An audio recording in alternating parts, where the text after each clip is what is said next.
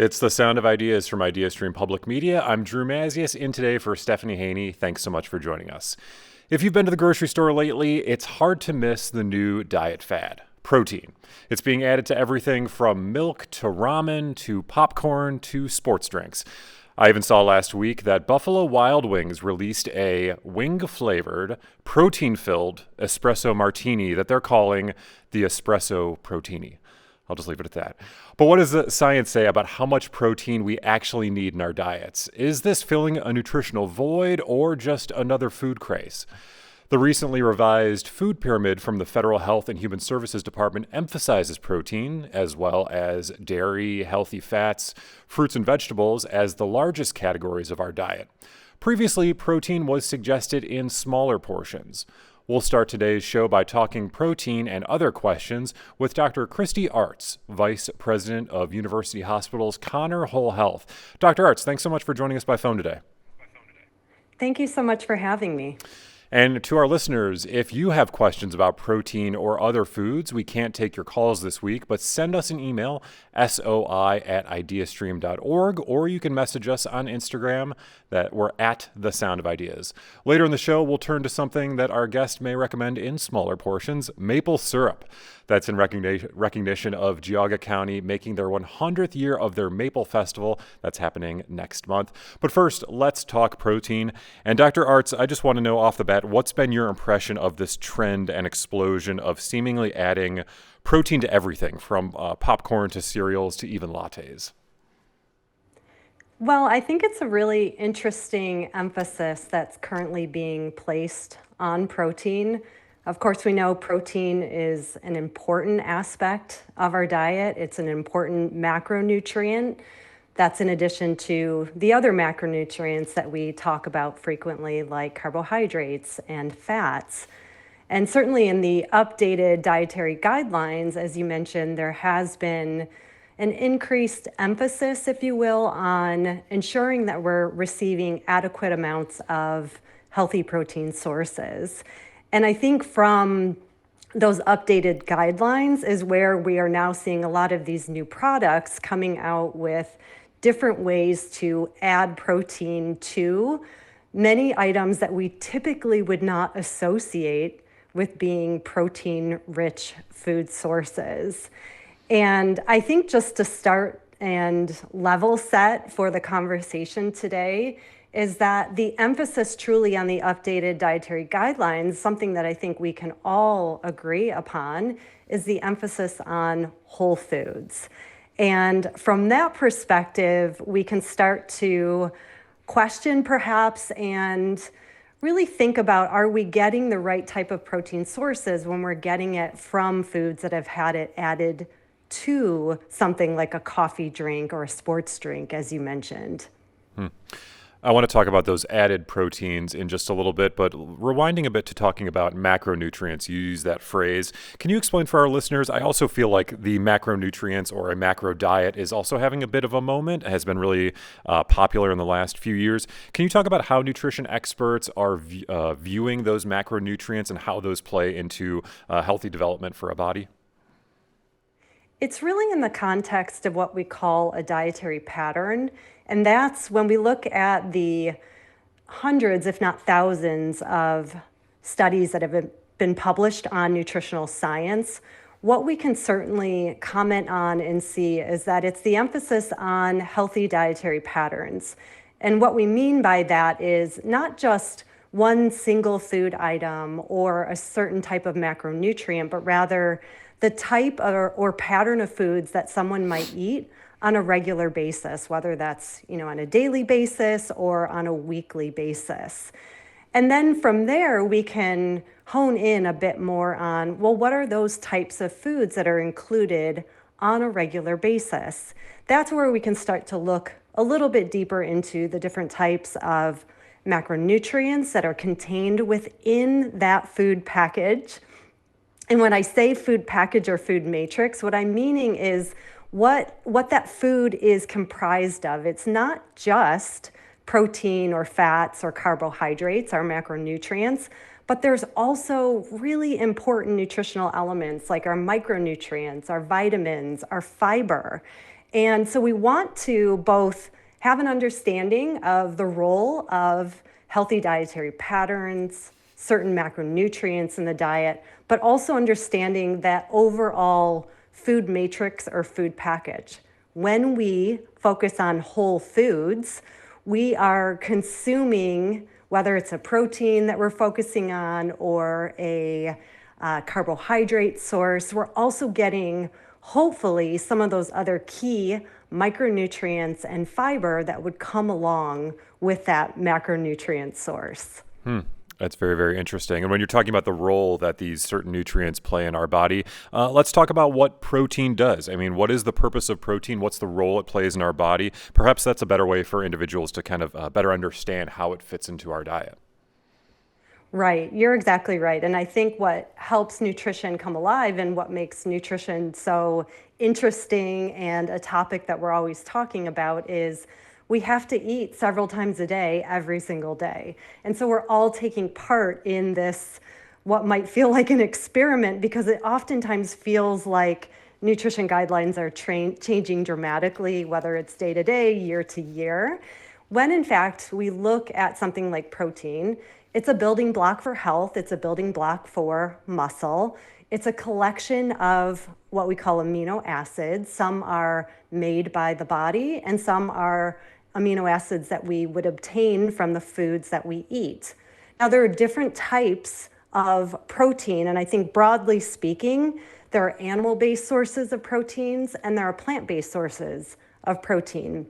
And these can be both healthy additions to that dietary pattern. So again, it's that overall dietary pattern, the types of foods that we regularly eat. And if we're talking about a plant-based protein source, that might be something like a bean or a lentil. These are incredibly rich sources of dietary protein, and they happen to also be a rich source of dietary fiber, which is excellent for our health. And the last thing I'll say about something like lentils, for example, if you eat a cup of lentils, there can be upwards of 18 to 20 grams of protein in 1 cup of lentils. I think most people underestimate the amount of protein you can obtain through some of these plant sources. They're rich in dietary fiber, and they have no saturated fat.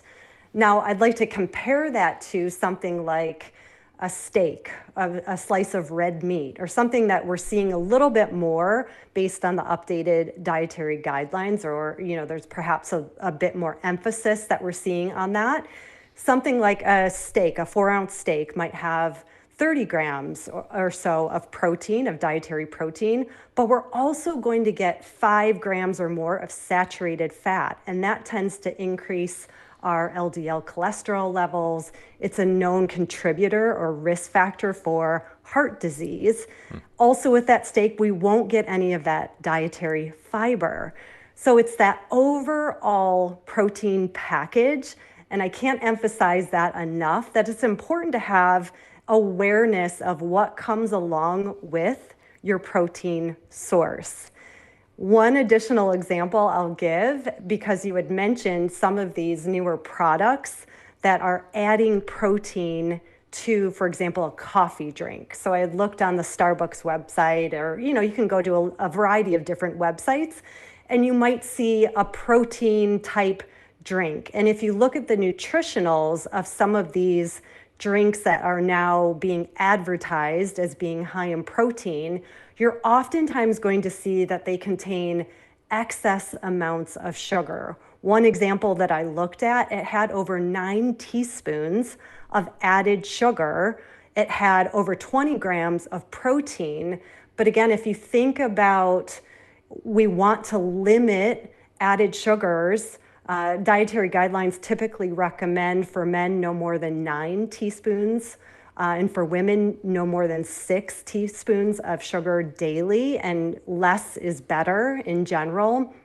You start to see some of these products, while they might have protein added to them, they also happen to have a lot of added sugars, perhaps other additives that we would want less exposure to.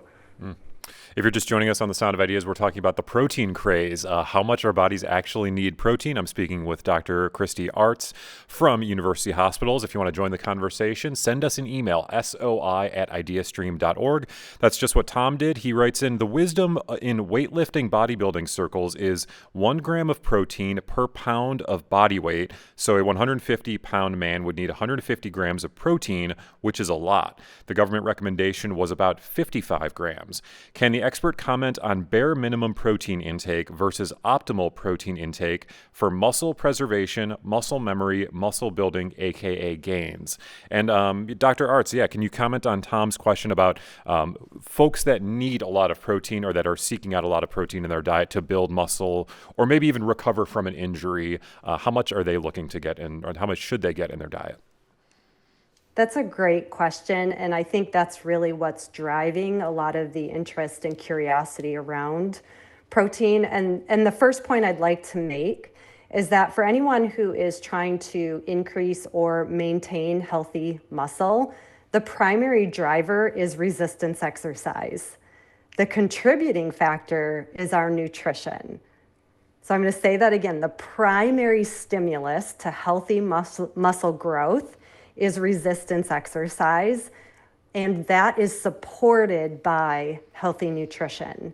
Now, specific to the question around how much protein then do we need to perhaps gain or maintain healthy muscle tissue, there is a range, and that's always going to be most important. There isn't any one size fits all for nutrition, although we'll often see there are similarities, there are ranges, and then depending on our health goals, if you're someone who's looking to, be a bodybuilder or really increase muscle mass significantly, it's going to be that combination of, again, resistance exercise and perhaps that range of 1 to 1.2, anywhere up to 1.6 grams per kilogram. I'm saying kilogram, not pounds here, so there's a little bit of a conversion there.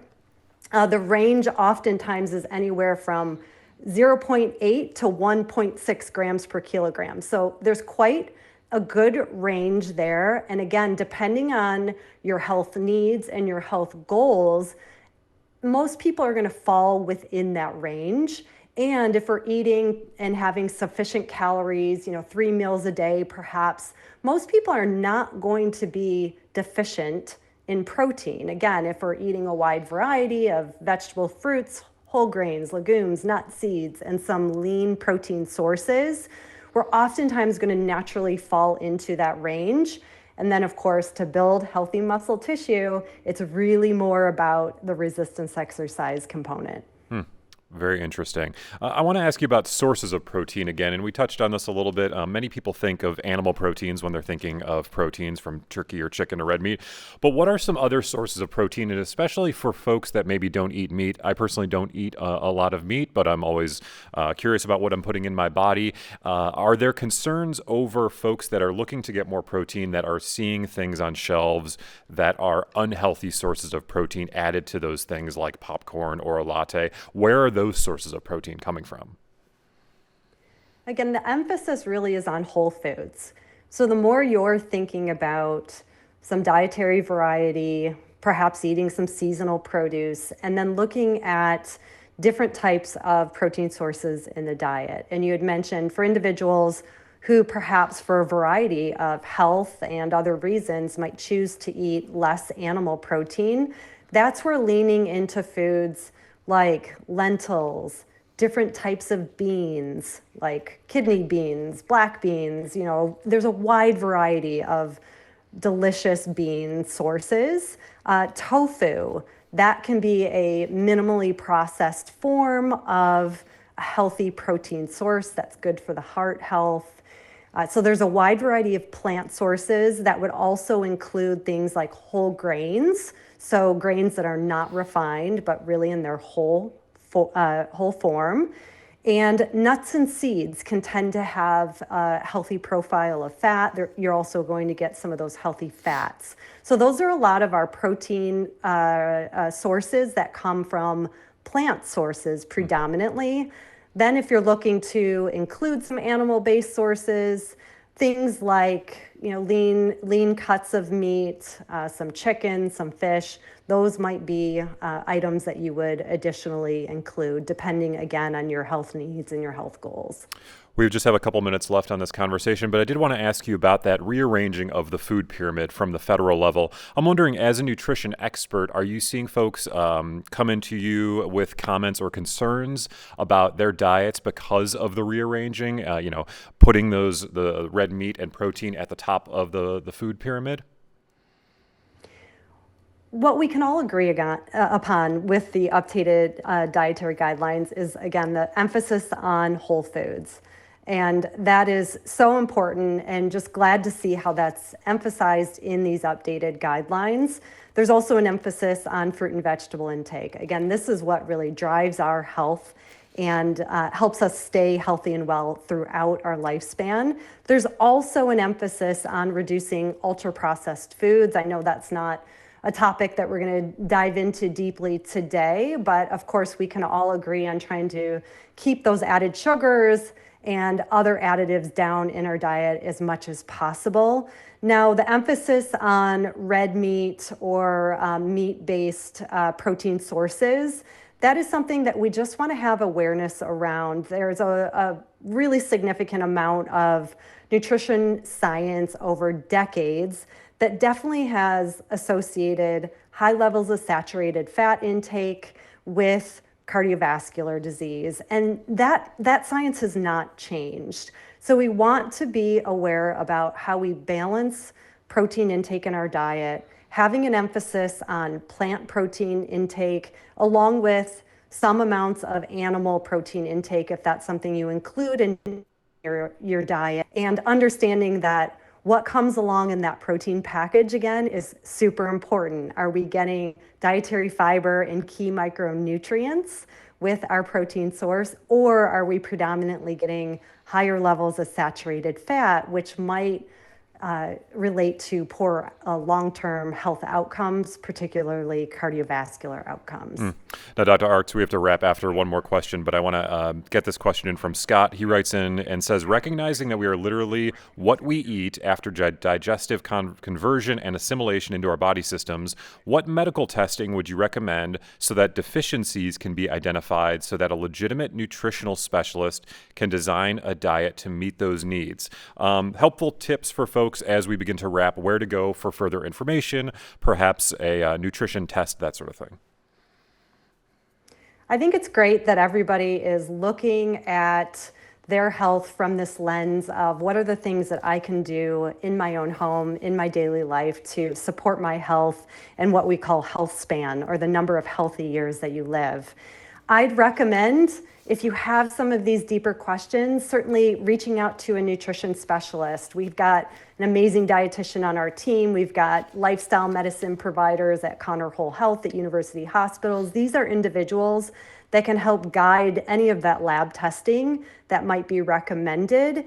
And it's going to be a combination of metabolic labs, looking at cholesterol levels, some of the more novel markers, and then some specific nutrition testing. It might look at different vitamin levels and then aligning that with what your health goals are. That's truly where this really gets fun and can be so personalized to you to ensure that you achieve those healthy long-term goals. Well, we have to wrap it there, but we have a ton of emails from our listeners. We'll have to have you back and have a longer conversation on protein. That was Dr. Christy Arts, Vice President at University Hospitals Connor Whole Health. Dr. Arts, thanks so much for the time today. Thank you so much for having me. Have a great day. Time now for a brief break, but when we return, we'll sweeten the conversation just a bit by talking about Geauga County, which is in the midst of maple syrup season. This is The Sound of Ideas. I'm Drew Mazias, in today for Stephanie Haney.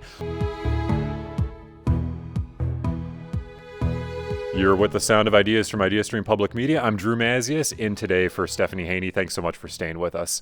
Earlier this hour, we spoke to a nutrition expert about the role protein plays in your diet, but now we're switching to another important food group, sugar, specifically maple syrup and the people who produce it. Geauga County is the top maple syrup producer in the state, and it's celebrating its 100th Maple Festival this year. That's next month. Maple syrup is the focus of this installment of our food series, The Menu, which is produced in collaboration with Cleveland Magazine. You can find reporting on maple syrup production from Cleveland Magazine on today's show page. Here to talk about maple sugar and maple syrup and the Centennial Festival is Tim Cermak. He's a second-generation maple syrup farmer whose family owns Sugar Bush Creek Farm in Middlefield in Geauga. Tim, thanks so much for joining us today. It's great to be here. Also here is Mark Burr. He's the MC and a board member of the Geauga County Maple Festival and the owner of Podeye and Burr Funeral Homes. Mark, thanks for being here as well. Thank you so much. Appreciate it. And do you love Geauga maple syrup? Have you been to the festival? Do you have any good recipes that feature maple syrup? Send us an email, soi@ideastream.org. You can also send us a message on Instagram. We're at Sound of Ideas. So, Tim, you brought a lot of fun props, food, all sorts of good stuff. If folks are watching the Ohio Channel stream, they could see what you brought. Let's start talking about the process to procuring maple syrup. Can you walk us through what that process entails? Yeah. So the process starts with the tree, and I brought some props like you mentioned. Right here is one of those taps. So in January, when it's all frozen out here in Northeast Ohio, we go to each one of our maple syrup trees, drill in a hole with a drill and a drill bit like this, and then pound in spout right here. Okay. Once it warms up, the sap's flowing up the roots of the tree to our spouts, and we can collect it. A lot of people have the misconception that when it comes out here, it's just ready to go on your pancakes, but that's not the case. It takes a lot of work to turn this maple sap into what we put on our pancakes and what I brought in to show you. Yeah. So all it is the maple sap, but it's a lot of water when it comes out of the tree. So it flows through the lines just like water would. And then once we collect enough of it, we'll boil it down to concentrate it down. So in 1 gallon of maple syrup, there's about 35 to 55 gallons of maple sap, and all we're doing is removing that water to boil and concentrate down. So maple syrup is great because it's a single ingredient. Throughout the process, we're not adding anything to it, so it's just the maple sap. All we're doing is concentrating it down. So the weather a lot of people don't like in Northeast Ohio is great for us because we can collect that maple sap many different times and make a good production to have all the pancake festivals up here, the pancake breakfasts in Geauga and around. They can have great maple syrup. It's very cool. I mean, I was reading about this and doing some research before we went on air, and it's interesting to hear that the weather does play a really key role. When it gets above 40 degrees or so, that sap rises in the tree and then it cools overnight. So can you talk about that really fine point of the year where this needs to happen? Yeah, kind of the weather we're in right now, where a lot of people in Northeast Ohio and Cleveland, they're pretty tired of the spring. We love it because every time it goes from freezing to thawing, 32 degrees below at night is perfect, and then sunny, 40s, 50s, that sap is flowing. We can collect lots of it. So we just need that back and forth. So in Northeast Ohio, that long transition from winter to spring is ideal for collecting a lot of maple sap and having a good production. And then also in Northeast Ohio, we have a pretty long growing season and great soil. So our maple trees grow really big, and it takes a lot of forestry management to give them room to grow. But that allows us to have a bigger production per tree than a lot of other places like Canada that are known for their maple syrup. Yeah. They don't have quite that soil or that long growing season, so their trees typically are staying smaller. So there's a lot of things that work an advantage for Geauga County, in addition to our history for being the best place in the world, in my opinion, for making maple syrup. Yeah, and what about the technology for tapping maple syrup? This seems like it could be straight out of the 18th century.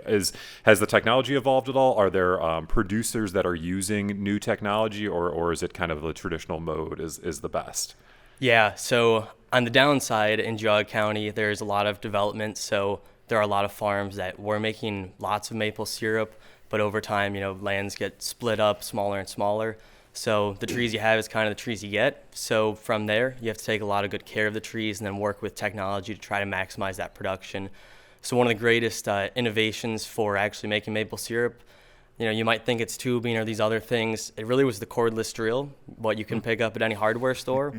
But if you look in the booklet we have over there of the history, they're going around with hand crank drills to put in the spouts. That would be a really long time if you're going to, we have 2,200 different taps and you're hand cranking that that old machine, or in that middle step before the battery, lithium ion, small drill, it was actually a gas-powered one, so pretty heavy and bulky. But then on top of that, I have this really small little, looks like one of our spouts. This actually is a pressure sensor, so we can put it at the ends of our main lines on that plastic tubing, and then it's going to show us the vacuum pressure and the temperature. The tubing is under a vacuum pressure to help collect a lot of sap, and having high vacuum helps increase your sap yield without hurting the tree in any way. So we're actually the first farm in the United States to use this system. It's called Aerobec. Very small sensors, very high tech.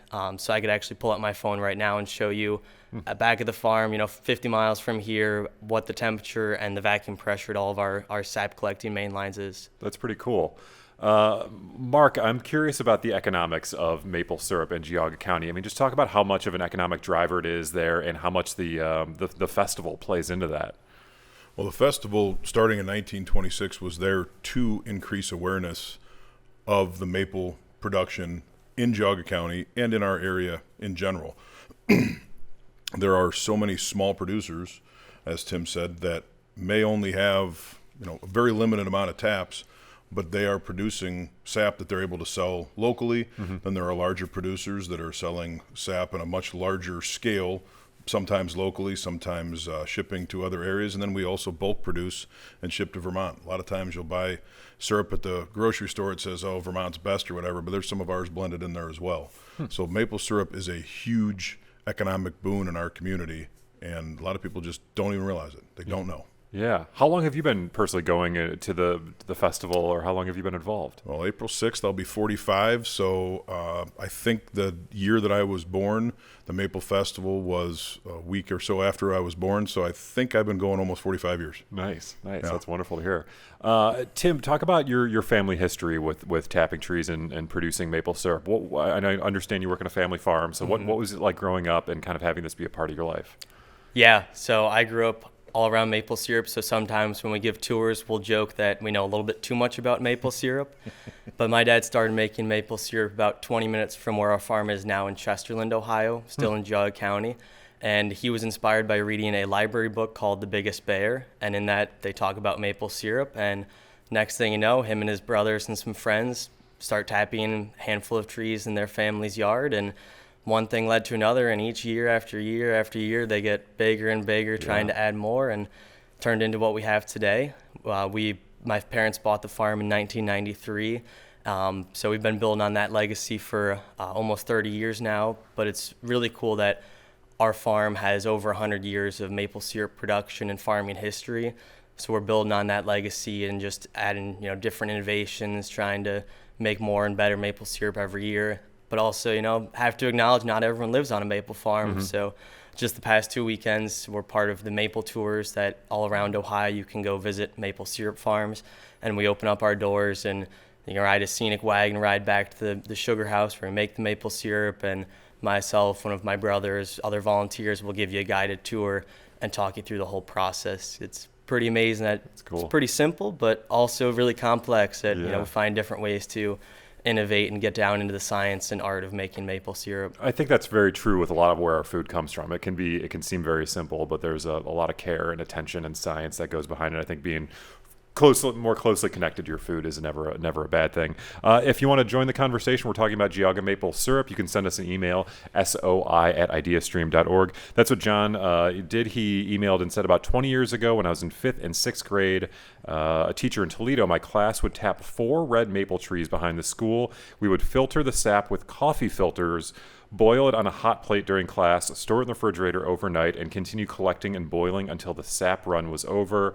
The most we ever made was 1.5 quarts. We enjoyed it on pancakes made by the 2nd grade class. That was from John. Sounds like a pretty fun science experiment in the classroom. Works for me. Yeah. And that gets me to a question. I'm curious. How much can an amateur person just tap a tree? Is that recommended? Is it not recommended? Could you damage the tree?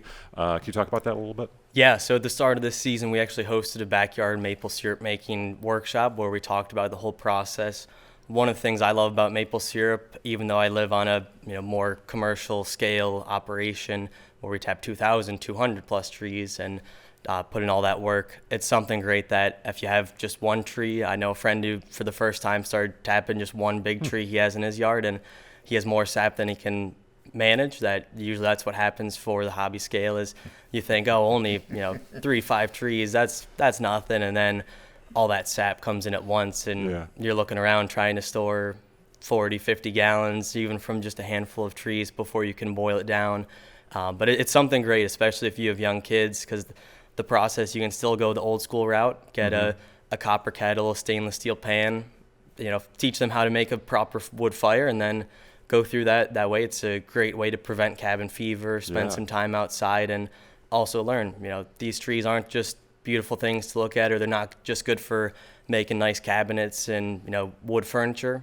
They also provide a great resource that is sustainable. You can tap trees on our farm, there's trees that have probably been tapped for well over 100 years. Wow. That once they're mature, you can just keep tapping them, 1 or 2 taps, and they'll provide maple syrup for generations. Yeah. Mark, let's talk about the festival more. And I'm ashamed to say I've never been.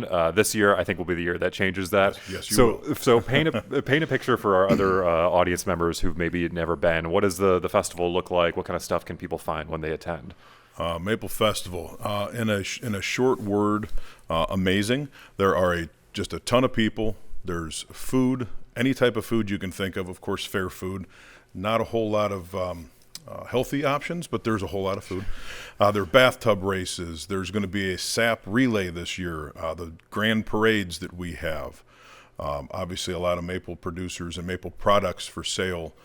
There are many other small-time companies that come in and will sell their wares in our main tent in the middle of the park. It's up on Chardon Square, a historic Chardon Square, and pretty much if you can think of it having to take place in a festival of any sort, you're probably going to find it at the Geauga County Maple Festival. You glossed over the term bathtub races like that was just an everyday thing. So let's rewind.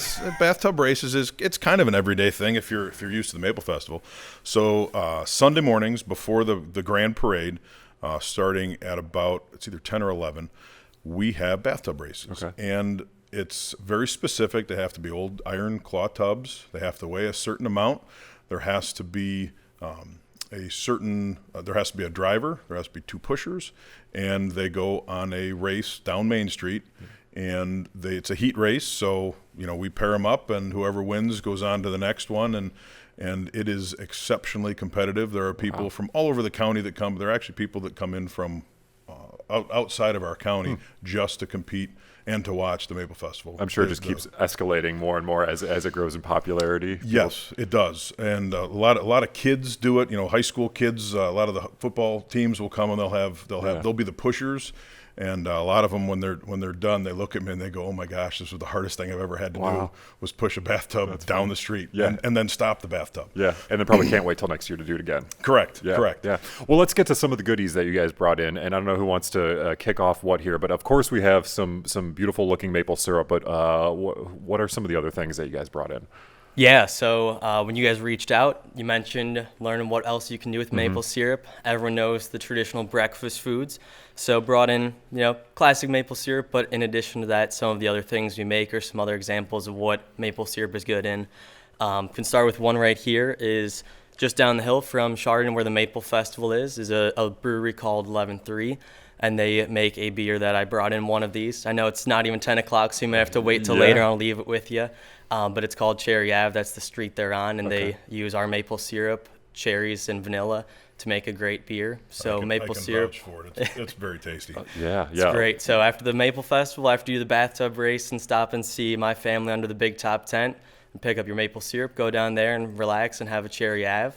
Nice. But then in addition to that, I also brought some spices. So I shared some of those with you before we started the show. So we make maple sugar, which you do by heating syrup even hotter. So again, it's just pure maple syrup, but when it's heated higher and cooled down and stirred, it turns into the solid maple sugar. And then my brother created these spice blends to help use maple syrup in other ways. So it's a great sweet and savory combination. Some of them are more barbecue, got the smoked salt, great on mashed potatoes and any of your barbecue and grilling sides, barbecue one, pumpkin spice, maple sugar, all kinds of good stuff. So, after you have breakfast, you can maybe have lunch and figure out something good for maple syrup on there, maybe some vanilla ice cream with fresh fruit and pour maple syrup on top. And then Absolutely. for dinner, you fire up the smoker ahead of time. You can use one of these as a rub or on your side dishes. My personal favorite's the maple barbecue on mashed potatoes. Nice, nice. This smoked maple salt smells really good, and this might disappear into my pocket before the end of the segment. I brought one for you to keep. Nice, Don't nice. worry. Thank you, thank you. We're going to be wrapping in a moment, but I would be remiss if I didn't mention my girlfriend's favorite thing in the world, which is Mitchell's Ice Cream Geauga Maple Walnut Ice Cream. And I wonder if you guys can talk about, this kind of goes back to the economics of it, but partnering with other local makers and producers and companies to kind of get the name of Geauga County out there, to kind of distribute this wonderful thing that you guys are producing to the rest of Northeast Ohio. You want to talk about that a little bit, Mark? Sure. I mean, Tim would know a little bit more about it, the exact amount, but we do try to partner. All of the small producers and some of the larger ones do try to partner with other producers of items to blend, to get the maple out there, because it is something that, again, a lot of people have heard of maple. They know that they can put maple syrup on a pancake, Right. but they don't know that there's other things you can do with maple. You want to carry on that a little bit? Yeah, I'd like to joke that we're kind of the sweet spot for maple syrup marketing and sales. That in the 1890s, Geauga County actually made more maple syrup than anywhere else in the U.S. In the world at the time. So there's long history and tradition of people in Northeast Ohio and all over Ohio knowing pure maple syrup is the right way to go. You're not using a substitute, and you know how much hard work goes into it. But as the years go on, a lot of farms have been split up, or traditions not getting passed down to the next generation, but there still are a lot of people in Ohio who want that maple syrup. So it's a good spot to be, where we can bring maple syrup to those, and we still need more younger maple syrup farmers to continue, or hobbyists to step up to the plate. So there's a big growing market, and we ship all over, and it's always funny. Usually the biggest place we ship to is Florida. A lot of Ohioans move down to Florida, and even though they're in the Sunshine State, they don't switch to orange juice. They still want that maple syrup, that taste of home, and they're not switching for another state. They're coming back to Ohio. That's great to hear. That's great to hear. That is Tim Cermak from Sugarbush Creek Farm and Mark Burr from the Geauga County Maple Festival. The festival runs April 23rd through 26th. We'll have a link to the festival on today's show page. Gentlemen, thanks so much for the great conversation today and bringing out some really cool stuff to talk about. Thanks so much. Thank you for having us. Great to be here. Yeah. That wraps up the show for today. To get the last word on today's topic, send an email to soi@ideastream.org. You can find us on Instagram. We're at The Sound of Ideas. Yesterday, we discussed the importance of setting up a will, and Chris wrote in with this thought. Great discussion and important topic. When our son turned 18 and was getting ready to go out of state for college, we had a simple estate plan put together for him. This included a will, a financial power of attorney, and a health care power of attorney, among other things. This way, if something happened to him, my husband and I would be able to step in and do what's necessary. Thanks for sending that in, Chris. Tomorrow on The Sound of Ideas, it's the Friday Reporters Roundtable. Mike McIntyre is out this week, but our host will be Stephanie Haney, making her roundtable hosting debut. She'll be joined by IdeaStream's Matt Richmond and Abby Marshall, and our State House News Bureau Chief Karen Kassler joins in from Columbus. If you missed any part of today's show, you can listen to the Sound of Ideas podcast or watch the show on the IdeaStream Public Media YouTube page. You can also hear a rebroadcast tonight at 9 on 89.7 WKSU. I'm Drew Mazias in for Stephanie Haney. Thanks so much for tuning in,